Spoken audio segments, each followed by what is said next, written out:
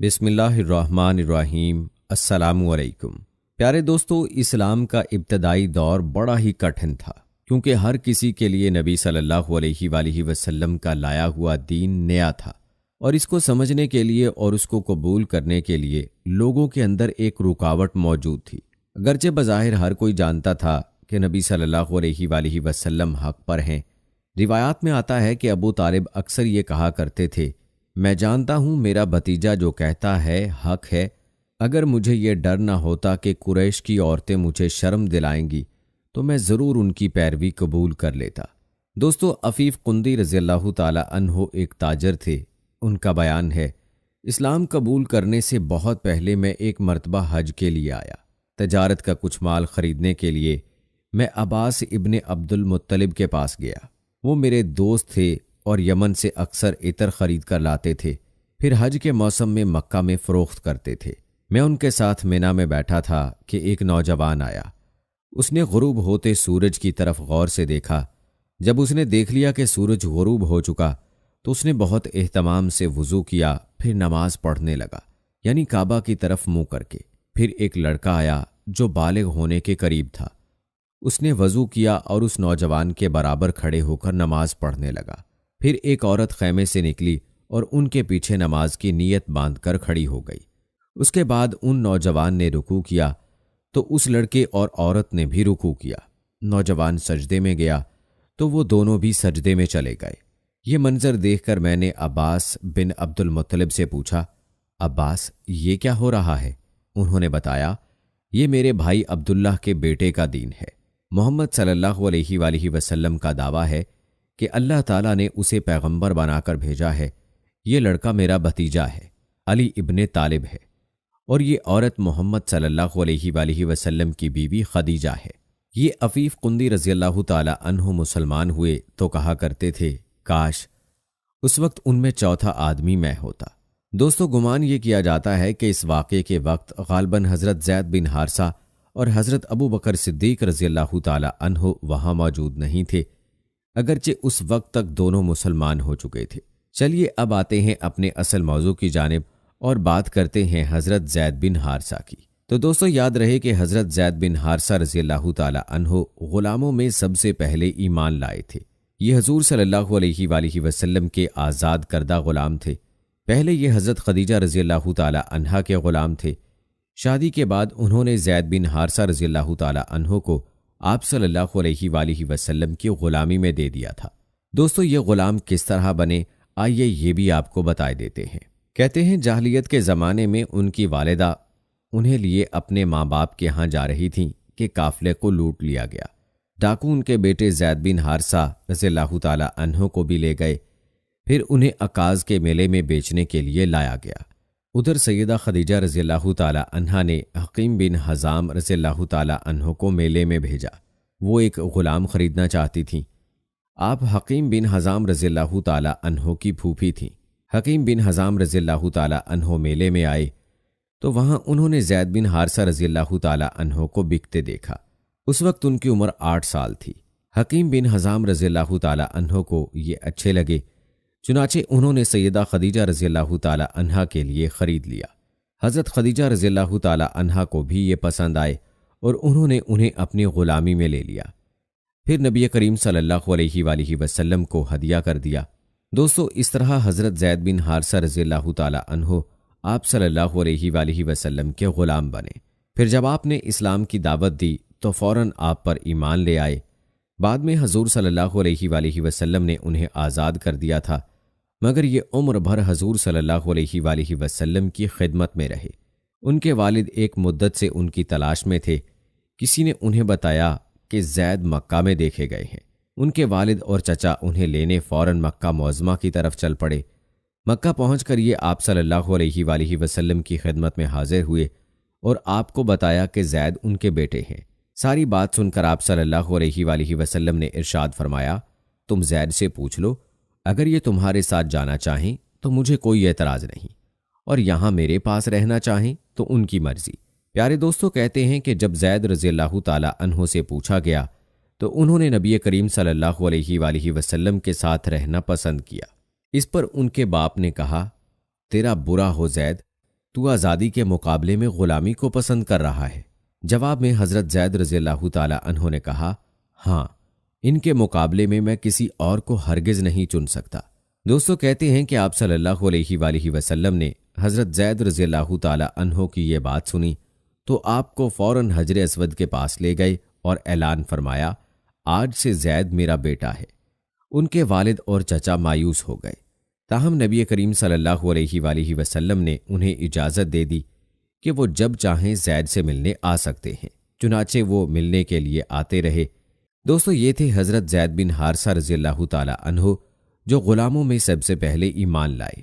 یاد رہے کہ حضرت زید واحد صحابی ہیں جن کا قرآن کریم میں نام لے کر ذکر کیا گیا ہے۔ پیارے دوستو، آپ کو بتاتے چلیں کہ جب آپ صلی اللہ علیہ وآلہ وسلم نے اعلان نبوت فرمایا تو حضرت زید رضی اللہ تعالی عنہ کی عمر 30 سال تھی۔ اعلان نبوت کے ساتھ ہی ام المومنین حضرت خدیجہ رضی اللہ تعالی عنہا، آپ صلی اللہ علیہ وآلہ وسلم کے چچا زاد بھائی حضرت علی رضی اللہ تعالی عنہ، جو آپ صلی اللہ علیہ وآلہ وسلم ہی کے گھر میں پرورش پا رہے تھے، اور آپ صلی اللہ علیہ وآلہ وسلم کے رفیق حضرت ابو بکر صدیق رضی اللہ تعالی عنہ ایمان لے آئے، اور ان کے ساتھ ہی حضرت زید رضی اللہ تعالی عنہ نے بھی لبیک کہا، اور یوں وہ ان 4 ممتاز ہستیوں میں شامل ہو گئے جنہوں نے سب سے پہلے اسلام قبول کیا۔ دوستو، یاد رہے کہ اسلام حقیقت پسندانہ رویے کا قائل ہے، لہٰذا حقیقت کے مقابلے میں مصنوعیت کو قبول نہیں کرتا۔ رائج الوقت دستور کے موافق متبنہ کی حیثیت بالکل حقیقی بیٹے کی سی تسلیم کی جاتی تھی، مگر اسلام نے اس کی اصلاح کر دی۔ چنانچہ سورہ احزاب میں فرمایا، اور نہ اس نے تمہارے منہ بولے بیٹوں کو تمہارا حقیقی بیٹا بنایا ہے، یہ تو وہ باتیں ہیں جو تم لوگ اپنے منہ سے نکالتے ہو، مگر اللہ وہ بات کرتا ہے جو مبنی بر حقیقت ہو، اور وہی صحیح طریقے کی طرف رہنمائی کرتا ہے۔ منہ بولے بیٹوں کو ان کے باپوں کی نسبت سے پکارو، یہ اللہ کے نزدیک زیادہ منصفانہ بات ہے۔ دوستو، کہتے ہیں کہ اس واضح ہدایت کے آ جانے کے بعد مسلمان زید رضی اللہ تعالی عنہ بن محمد صلی اللہ علیہ وآلہ وسلم کی بجائے زید بن حارثہ رضی اللہ تعالی عنہ کہنے لگے، جیسا کہ اس بات کا ذکر ہوا کہ حضرت زید رضی اللہ تعالی عنہ ہی وہ واحد صحابی ہیں جن کا نام قرآن حکیم میں مذکور ہے۔ اس کی وجہ بیان کرتے ہوئے علامہ شبیر احمد عثمانی رحمہ اللہ لکھتے ہیں، چونکہ قرآن کے حکم کے موافق ان کے نام سے اس نسبت عظیمہ کا شرف جدا کر لیا گیا تھا، شاید اس کی تلافی کے لیے تمام صحابہ رضی اللہ تعالی عنہ کے مجمع میں صرف ان کو یہ اعزاز بخشا گیا کہ ان کا نام قرآن میں تصریحاً وارد ہوا۔ پیارے دوستو، یاد رہے کہ حضرت زید رضی اللہ تعالی عنہ آپ صلی اللہ علیہ وآلہ وسلم کے لیے گھر کے دوسرے افراد ہی کی طرح تھے۔ آپ صلی اللہ علیہ وآلہ وسلم نے ان کا نکاح ام ایمن سے کر دیا، جن کے بطن سے حضرت اسامہ رضی اللہ تعالی عنہ پیدا ہوئے۔ بعد ازاں آپ صلی اللہ علیہ وآلہ وسلم نے ارادہ فرمایا کہ ان کا نکاح اپنی پھوپھی زاد بہن حضرت زینب بنت جہش رضی اللہ تعالی عنہ سے کر دیا جائے، چونکہ وہ ہاشمی خاندان کی چشم و چراغ تھیں اور حضرت زید رضی اللہ تعالی عنہ بہرحال آزاد کردہ غلام تھے، لہٰذا وہ اور ان کے بھائی حضرت عبداللہ بن جہش رضی اللہ تعالی عنہ اس عقد پر راضی نہ ہوئے۔ تب وحی الہی کے ذریعے ایک فیصلہ کن بات بتا دی گئی کہ جس بات کا حکم اللہ اور اس کے رسول صلی اللہ علیہ وآلہ وسلم دیں، پھر اس کی خلاف ورزی کسی کے لیے جائز نہیں۔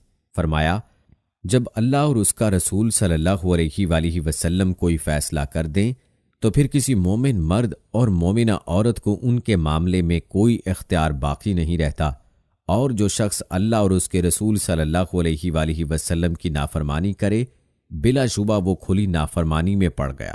دوستو، روایات میں آتا ہے کہ اس آیت کے سنتے ہی حضرت زینب رضی اللہ تعالی عنہا اور ان کے گھر والوں نے بلا تامل سر اطاعت خم کر دیا۔ چنانچہ اس کے بعد نبی اکرم صلی اللہ علیہ وآلہ وسلم نے ان کا نکاح پڑھایا۔ آپ صلی اللہ علیہ وآلہ وسلم نے خود حضرت زید رضی اللہ تعالی عنہ کی جانب سے 10 دینار اور 60 درہم مہر ادا کیا اور کچھ کپڑے اور سامان خوراک گھر کے خرچ کے لیے بھجوا دیے۔ حضرت زینب رضی اللہ تعالی عنہا حضرت زید رضی اللہ تعالی عنہ کے ساتھ عقد نکاح میں منسلک تو ہو گئیں، مگر وہ اس احساس کو کسی طرح مٹا نہ سکیں کہ حضرت زید رضی اللہ تعالی عنہ ایک آزاد کردہ غلام ہیں اور ان کے اپنے خاندان کے پروردہ ہیں۔ ادھر حضرت زید رضی اللہ تعالی عنہ کو اس بات کا گہرا احساس تھا کہ وہ عرب کی معزز ترین شخصیت حضرت محمد صلی اللہ علیہ وآلہ وسلم کے منہ بولے بیٹے ہیں، اور حضرت زینب رضی اللہ تعالی عنہا پر ان کو قوامیت کا شرف حاصل ہے۔ اگرچہ اس سے قبل مد پناہ کے بارے میں حکم آ چکا تھا، تاہم اللہ کو یہ منظور تھا کہ اس پر عمل درآمد کے لیے حضور اکرم صلی اللہ علیہ وآلہ وسلم کی سیرت سے نمونہ پیش کیا جائے۔ پیارے دوستو، یاد رہے کہ رسول پاک صلی اللہ علیہ وآلہ وسلم کو حضرت زید رضی اللہ تعالی عنہ کے ساتھ بے حد محبت تھی۔ طبقات ابن سعد کے مطابق حضرت زید رضی اللہ تعالی عنہ کو آپ صلی اللہ علیہ وآلہ وسلم نے 9 دفعہ سپہ سالار بنا کر بھیجا۔ آپ نے تقریباً تمام معروف مارکوں میں شرکت کی۔ غزوۃ المریسی میں آپ شامل نہ ہوئے کیونکہ حضرت صلی اللہ علیہ وآلہ وسلم نے آپ رضی اللہ تعالی عنہ کو مدینے میں اپنے جانشین کی حیثیت سے چھوڑا تھا۔ دوستو، کہا جاتا ہے کہ حضرت زید رضی اللہ تعالی عنہ تیر اندازی میں مہارت رکھتے تھے اور اس فن میں ان کا کوئی ثانی نہ تھا، اور کہتے ہیں کہ رسول پاک صلی اللہ علیہ وآلہ وسلم کو حضرت زید رضی اللہ تعالی عنہ کے بیٹے حضرت اسامہ سے بہت پیار تھا۔ جس طرح آپ صلی اللہ علیہ وآلہ وسلم اپنے نواسوں کو گود میں بٹھاتے تھے، اسی طرح اسامہ رضی اللہ تعالی عنہ کو بھی بٹھاتے تھے، اور اسی محبت اور تعلق کا یہ نتیجہ تھا کہ حضرت ابن عمر رضی اللہ تعالی عنہ کہتے ہیں کہ حضرت عمر فاروق رضی اللہ تعالی عنہ نے حضرت اسامہ رضی اللہ تعالی عنہ کا وظیفہ میرے وظیفے سے زیادہ مقرر کیا تھا۔ میں نے وجہ پوچھی تو حضرت عمر فاروق رضی اللہ تعالی عنہ نے فرمایا کہ اے بیٹے، اسامہ حضرت صلی اللہ علیہ وآلہ وسلم کو تجھ سے زیادہ پیارے تھے، اور ان کے والد تیرے والد سے زیادہ آپ صلی اللہ علیہ وآلہ وسلم کو محبوب تھے۔ دوستو، یاد رہے کہ حضرت زید رضی اللہ تعالی عنہ عظیم سپاہی بھی تھے۔ ان کے اندر سپہ سالارانہ خوبیاں تھیں۔ رسول اکرم صلی اللہ علیہ وآلہ وسلم نے جب کوئی فوجی مہم بھیجی اور اس میں حضرت زید رضی اللہ تعالی عنہ شامل تھے تو سرداری انہی کے سپرد کی۔